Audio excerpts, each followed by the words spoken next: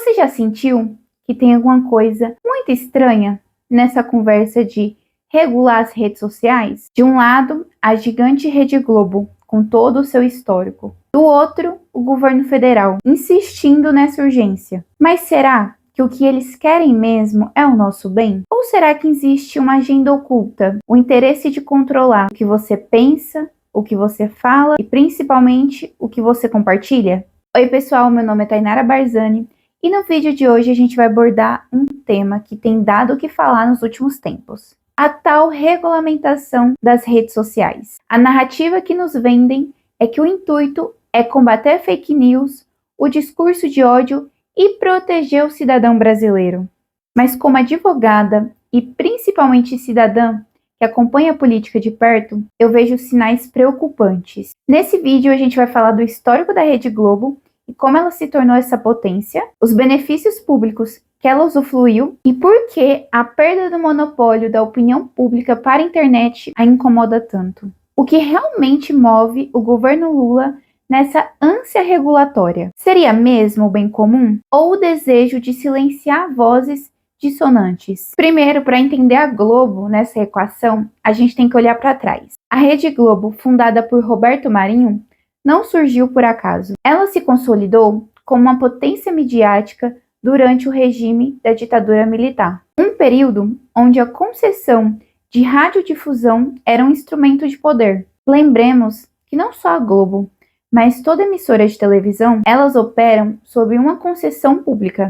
Durante décadas, a Globo foi uma formadora ou manipuladora para alguns da opinião pública brasileira. Ela quem decidia o que era notícia, o que era importante, quem era o herói, quem era o vilão. Muita coisa passava pelo crivo editorial da emissora. Eles eram os reis da narrativa e dominavam a opinião pública. Mas aí veio a internet e as redes sociais. E o cidadão comum ganhou um megafone. Pessoas como eu, como você, começaram a surgir na internet e produzir conteúdo, inclusive contestar algumas narrativas impostas. E a audiência da TV em geral, mas principalmente da Globo, começou a sofrer. A relevância antes incontestável pulverizou-se. Eles perderam o poder quase que absoluto da informação. E uma empresa que perde tanto poder e influência busca formas de se erguer. E se não dá para vencer o inimigo, a liberdade da internet, em uma competição aberta, por que não tentar regulá-lo? Para a Globo, regular as redes sociais pode significar impor uma série de obrigações e de custos, equiparando ou até sobrecarregando mais que as próprias emissoras de TV. E talvez uma tentativa de resgatar parte da sua audiência, que pode significar criar mecanismos de proteção, sob o pretexto de combater desinformação, mas que na verdade é uma tentativa clara de silenciar vozes de opiniões opostas. É uma forma de tentar retomar o controle da narrativa e de influenciar talvez novamente a opinião pública. A realidade é que as novas gerações já não acompanham mais programas de TVs e além disso ter prejudicado consideravelmente a receita das emissoras, incluindo a Globo, as pessoas têm mais liberdade de buscar mais informações. Com a internet e com o Estado democrático de direito, todo mundo tem voz, todo mundo consegue falar. E você pode escolher qual é o lado que você acha correto, diferentemente de ser manipulado por uma única narrativa, uma única ideologia que está sendo imputado e não lhe dá nem a oportunidade de ouvir o outro lado. Agora, vamos analisar o interesse do governo Lula nessa pauta. Aqui a história se repete, com governos de diferentes vieses ideológicos, mas que flertam com o autoritarismo, e principalmente o desejo de controlar a narrativa. A justificativa pública é sempre nobre. Proteger a democracia, combater a fake news, que geralmente é formado por visões que contrariam as ideias do governo, e criar um ambiente online seguro e civilizado. Mas o que será que está por trás disso tudo? Qualquer governo corrupto e que se sente desconfortável com críticas, principalmente de opiniões contrárias, adoraria ter ferramentas para silenciar ou diminuir o alcance das vozes opositoras. A verdade, quando ela não pode ser comprada, não pode ser corrompida, e é escancarada para a sociedade causa incômodo. Pessoas simples, pessoas comuns podem expor a sua opinião e muitas vezes ganhar repercussão nacional. Representantes públicos, como aconteceu com Nicolas há pouco tempo, expõem a sua opinião e ganham alcance, a visibilidade e até mesmo a concordância de muitos cidadãos brasileiros. Políticas públicas que só é bonita no papel, mas que nunca funcionam e que só servem para tirar cada vez mais dinheiro do bolso do cidadão brasileiro que já está cansado de trabalhar e só vê a corrupção nesse país. Uma regulamentação para poder calar as vozes opositoras seria a melhor das possibilidades para um governo autoritário, corrupto e tirano. Quem controla a informação, controla a percepção. Ao dificultar a circulação das narrativas opositoras, o governo pode tentar emplacar a sua verdade oficial com mais facilidade. É remoção de conteúdo, e principalmente de contas, sob o pretexto de discurso de ódio e de desinformação, quando na verdade a desinformação ocorre quando você tem uma única narrativa. Censura, sim, mas com roupagem nova. Não espere a censura prévia dos tempos de ditaduras, que a gente encontra nos livros de histórias. A censura moderna ela é mais sutil. Ela remove conteúdo e apaga páginas de contas. Ela te silencia virtualmente. E se ainda assim você se opor, sua liberdade pode ser restringida. Seria essa a ditadura da toga? A realidade é que a gente não precisa de nenhuma regulamentação das redes sociais. Já temos o Código Civil e o Código Penal. Aquele que porventura for prejudicado e precisar de uma reparação de danos morais, existe o Código Civil para isso. Aquele que se sentir difamado, injuriado, caluniado, existe o Código Penal. Sem falar do Marco Civil da internet, que surgiu para tratar de algumas questões que ainda não eram regulamentadas. A internet não é terra sem lei e não precisa de regulamentação. Na verdade, isso é uma falácia para tentar silenciar uma ideologia contrária. Um cidadão comum que não tem conhecimento, tudo bem, mas uma pessoa instruída defender a regulamentação das redes sociais é no mínimo um mau caráter. Se a gente vivesse em uma sociedade que os governantes se preocupassem de verdade com a proteção e com a segurança dos brasileiros, já teriam tratado de fazer um novo Código Penal. Esse já está empoeirado desde 1940. Para que tanta pressa para tratar de um assunto como a internet? Já existe leis suficientes para responsabilizar os criminosos e proteger qualquer pessoa que se sentir lesada e prejudicada nas redes sociais, diferentemente da nossa segurança pública, que no papel se tem penas altíssimas, como teve recentemente do Paulo Cupertino, 90 e poucos anos, mas que a gente sabe que ele não vai ficar nem 30. A gente precisa de uma nova atualização do Código Penal.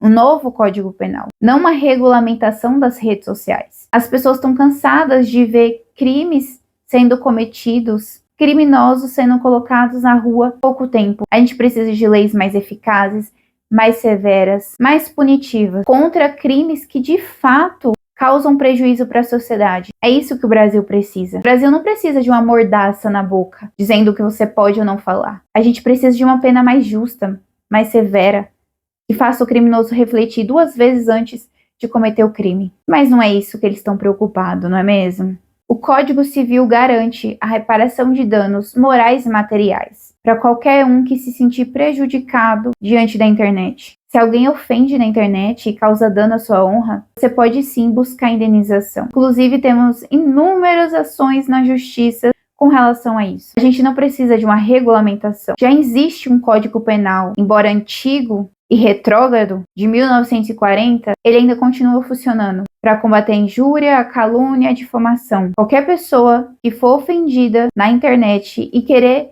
entrar com a queixa-crime também tem total direito. E existe uma lei para isso, o Código Penal.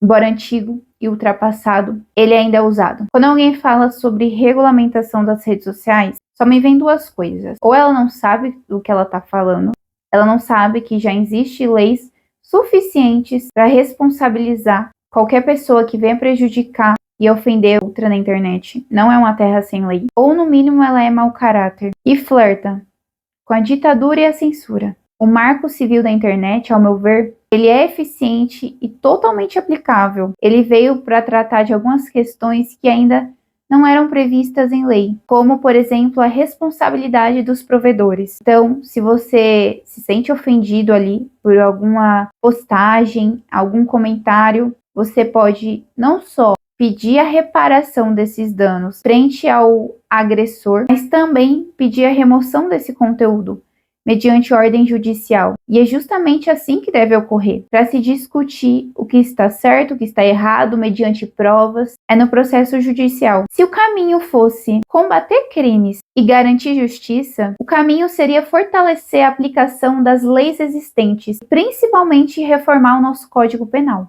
que, eu repito, já está ultrapassado. A gente precisa de penas mais severas. O brasileiro não aguenta mais saber que no papel a pessoa vai cumprir 50 anos de prisão, quando na prática aqueles 50 anos se transformam em 15, 17. O brasileiro não aguenta mais ter seu carro roubado e saber que o cidadão vai sair pela porta da frente amanhã na audiência de custódia. Não aguenta mais viver à mercê da própria sorte. Esse sim é o problema. Um Código Penal arcaico, que não acompanha a evolução de uma sociedade e principalmente da criminalidade. A gente não tem que criar uma lei que já existe. A gente precisa melhorar as leis existentes. E uma delas é o Código Penal. Se você quer de fato punir com eficiência o cidadão que comete um crime online, e vamos combinar que a gente não quer só que esse cidadão seja responsabilizado. A gente também quer que o cidadão que cometa um crime offline, presencialmente, esse também seja devidamente responsabilizado. A gente precisa focar em mudar o nosso Código Penal e o nosso Código de Processo Penal. E a população tem que cobrar isso. Tá todo mundo cansado de penas brandas, de progressão de regime excessivo, uma sensação generalizada de impunidade que alimenta a violência e a criminalidade, seja online ou offline. Mas por que será que o foco não está em modernizar o nosso Código Penal?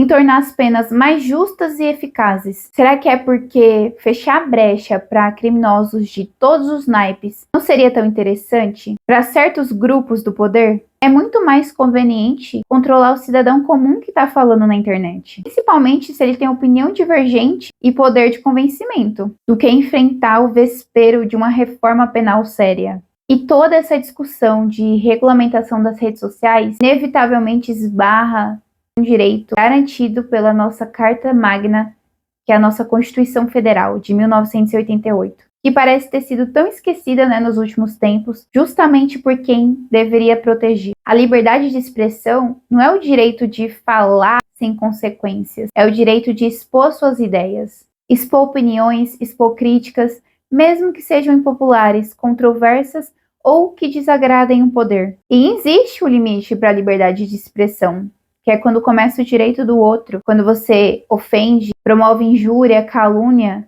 contra uma pessoa injustamente e não há provas do que você está dizendo, você deve ser responsabilizado pelas leis já existentes. Durante muito tempo, mesmo com a garantia constitucional da liberdade de expressão, ela foi muitas vezes filtrada pelas grandes mídias. Eles tinham o poder da pauta, do debate, de dar voz a uns e de silenciar outros. E a internet quebrou esse monopólio. De repente, qualquer cidadão com acesso à rede ganhou a possibilidade de ser um emissor, de construir uma audiência e de influenciar pessoas. Todo mundo que está aqui hoje produzindo conteúdo para a internet, independente de qual seja o conteúdo, está fazendo isso graças à liberdade. Isso tirou o poder de um único ou de poucos posicionamentos ideológicos dominarem o cenário. Portanto, quando a Globo ou o governo, ou qualquer grupo de interesse, vier com esse discurso de que precisamos regulamentar as redes sociais para o seu bem, acenda o alerta máximo. Existe um forte interesse em retomar a narrativa, em diminuir o poder da voz do cidadão comum. E mais uma vez eu repito, as ferramentas para punir crimes cometidos na internet já existem. O que precisamos é de um sistema de justiça criminal que funcione, começando por uma reforma completa do nosso Código Penal. A liberdade de expressão às vezes é barulhenta, todo mundo tem o direito de falar o que quer e muita gente fala o que nem sabe. Muitas vezes é caótico, mas é o oxigênio da democracia. Não deixe que atirem de você sob falsos pretextos. Qual a sua opinião sobre essa tentativa de regulamentação? Você acha que ela vai acontecer? Você acredita nessas boas intenções? Deixe seu comentário aqui embaixo, vamos debater sobre esse assunto que é fundamental para a nossa sociedade. E se esse vídeo te trouxe informação nova, se você gostou do conteúdo, já deixa o seu like, não se esquece de se inscrever no canal e compartilha para que a gente possa alcançar cada vez mais pessoas e trazer essa informação, porque desinformação a gente combate com informação. Até o próximo vídeo!